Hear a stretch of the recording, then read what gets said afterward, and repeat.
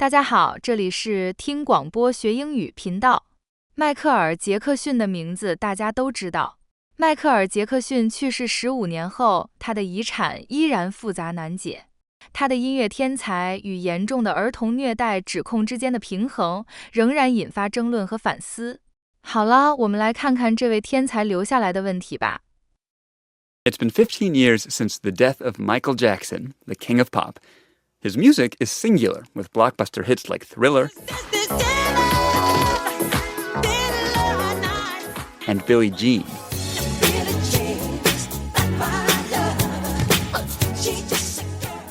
Jackson was and remains one of the world's biggest stars, but to some people, Jackson was a monster. He was accused of sexually abusing children. The allegations followed him for decades. There's no thoughts of this is wrong or anything like that.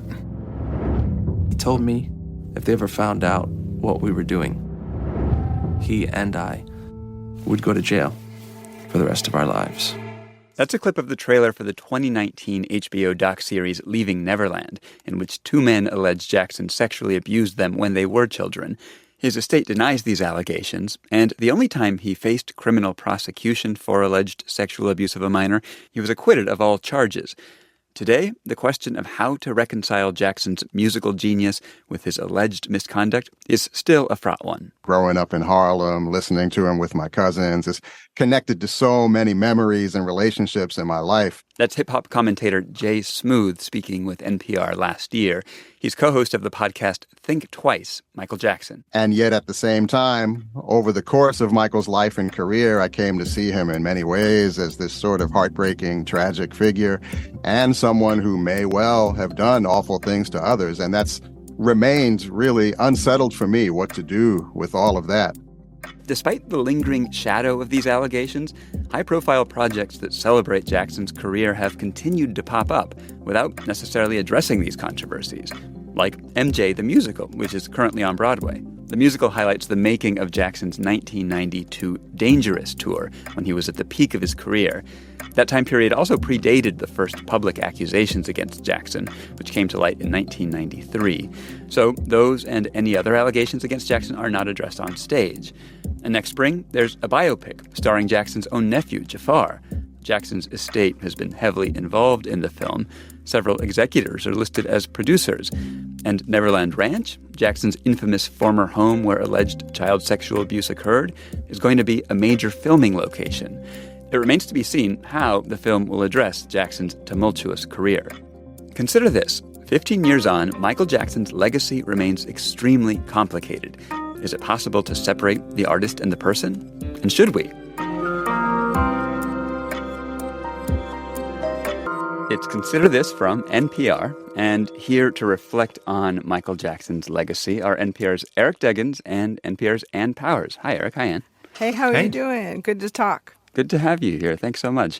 I want to start by hearing from each of you about your relationship to Michael Jackson's music growing up and throughout your life. Ann, do you want to start?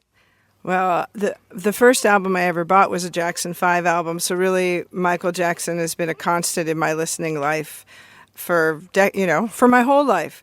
But at the same time, I was in Los Angeles working for the LA Times when he passed away. I saw all of the mourning that happened, but also every controversy that arose, and have been acutely aware of the issues that have surrounded him. So I have to say I've had a troubled fanship or a troubled appreciation with him for many, many years now. And I've thought a lot about what it means to love the music and the art of someone who makes you question their place in history. Eric, what about you growing up? What was your relationship with Michael Jackson? So I'll apologize for this being a little long, but I grew up in Gary, Indiana. My grandmother lived about 5 blocks away from where the Jacksons lived when they were in Gary. Now, they moved to L.A. when I was about 6 years old, so I didn't really know any of them, but I felt like Michael Jackson was an avatar for me when I was growing up, because he was living the life that I kind of wanted to have. I wanted to become a performer and eventually became a musician. And so I would do Michael Jackson impersonations for my for my family at Christmas time and things like that, back in the day, back when I was little, when I was, say, 10 years old. So he was very much an inspiration. And then cut to, I'm in college in the 80s, and I form a band called the Voyage Band at Indiana University, and we get signed to Motown. And so I'm a professional musician, and we were all very inspired by Off the Wall, his solo record, and then Thriller. The production of it, the songwriting of it, and of course the success of it. And then cut to when he gets older and there's these molestation allegations. I was a pop music critic for the Asbury Park Press in New Jersey. And then, of course, when he died, I helped cover that as well. So I've seen him as a pop music critic, I've seen him as a musician, and I've seen him as a fan. And I think a lot of people have had that kind of long-standing experience with him where he was the soundtrack of their youth or he was the soundtrack of their lives. And then all of a sudden, towards the end of his life, we get these, really serious allegations that make us all think twice about all the things that we thought we knew about him. It's been 15 years since Michael Jackson died now, and these new projects keep popping up, pretty high-profile ones, including a Broadway musical, a biopic. Do you think it's fair to say that the passage of this time has sort of tilted in Jackson's favor and that his legacy is actually being expanded to a new generation? I do, and I think that's partly because the music is so undeniable. Its influence remains so great, and this isn't so much about the singularity of his genius as a performer. It's about what Eric was saying, Thriller alone changed music, and R&B, it's still using that template. Yeah, and I would also say that Michael Jackson formed the template for the modern pop star.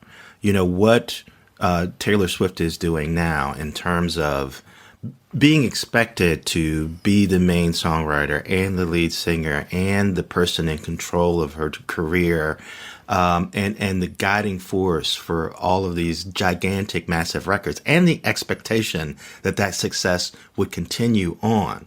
He had a creative vision and voice that was different. So that's what's so singular about him. And of course, we're returning to it because we're at this point where we're looking back at a lot of stuff that was important to us in the 80s and the 90s with many decades of sort of understanding and context. One example would be that documentary, The Greatest Night in Pop, that's everybody's been watching lately on Netflix. Yeah. In that documentary, we see how Michael basically wrote We Are the World. Not only that, but stands around in the studio watching all these massive stars flub it or not do that well. I mean, those images have eclipsed the more disturbing images in the public consciousness at this time. Why do you think there is less stigma on Michael Jackson than on, say, celebrities like R. Kelly or Bill Cosby or Harvey Weinstein, these other men who have in some ways been, sort of excised from our popular culture? Is he just too beloved, too huge, too embedded in our cultural DNA to be totally canceled? I mean, the march of time is one thing, as these other stories have accrued. And today we're dealing with another very, very upsetting story involving Diddy. As they accrue, our memories can only hold so much, I think, and then all kinds of things can happen.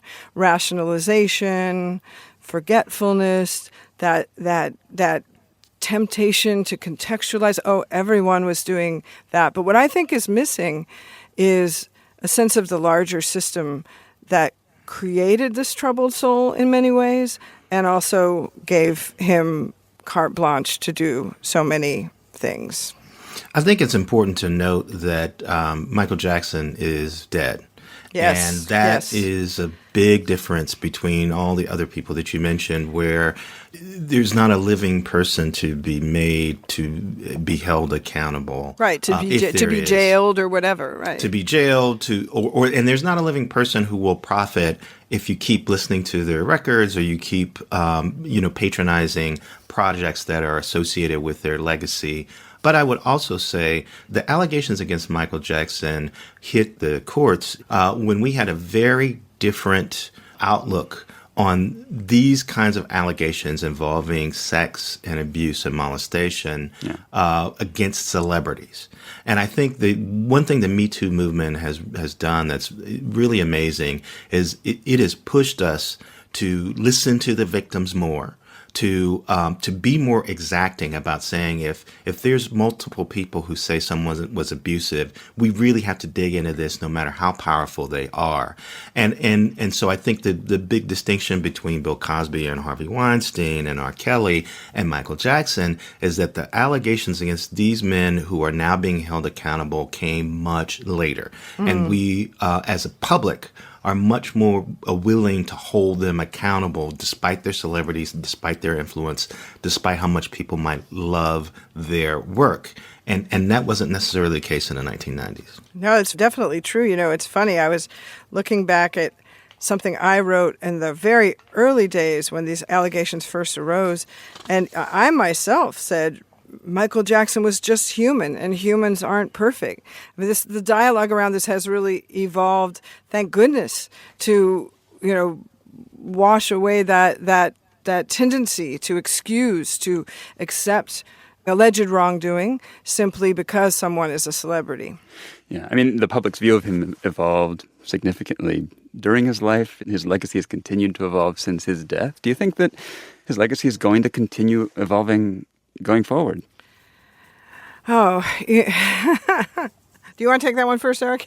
Sure. Yeah, you go. Absolutely, I think it will, because he had a seismic impact on music, but he also had a seismic impact on fame and what it can do to you. And how do you survive it or not survive it? I mean, the other part of his story is we see his face change. We see him apparently go through all these operations to alter his appearance and lighten his skin tone and change what his nose looks like. You know, obviously fame, the tremendous amount of fame that he earned in the wake of particularly the success of Thriller, but the fact that he had been world famous since he was a little kid obviously was a burden for him. And the way he died even, you know, taking propofol to sleep and having, you know, a horrific accident with that lead to his death, you know, gives you this sense that not only is he someone who had a great effect on music, but his personal life was a cautionary tale about the ravages of fame. I think that's another thing that's different about this moment is that we look at celebrities like Taylor Swift, and we understand that as fans and the public, we almost have a duty to be careful about how we worship these people and about how much we expect of them. And so I think we're processing all of that in a different way now than we did even 5 or 6 years ago. Eric, I feel that you are being the optimist in this conversation. I think that's all true. We do have more tools to understand fame, and there is more public discourse around the costs of fame. But at the same time, look at the entertainment industry now, and particularly the music industry. So many of our pop stars start their careers in childhood. You know, so many of them are clearly suffering from struggles with mental health. I'll just mention that Chappell Roan, an amazing new pop star whom I love, recently broke down in public saying, "This has all happened so fast. I have no tools. I can't deal with this." The machine is still cutting off limbs, costing lives, and what I would hope the ultimate legacy of, not Michael Jackson's music, the ultimate legacy of Michael Jackson's music is genius, it's beauty, it should be preserved. But the legacy of his personal story should be an ongoing assessment of the star-making machinery that costs the people whom we supposedly love their humanity sometimes, their lives even. Well, I've been speaking with NPR's Eric Deggans and Ann Powers about the legacy of Michael Jackson 15 years after his death. Thanks to you both. Thank you so much. Thank you.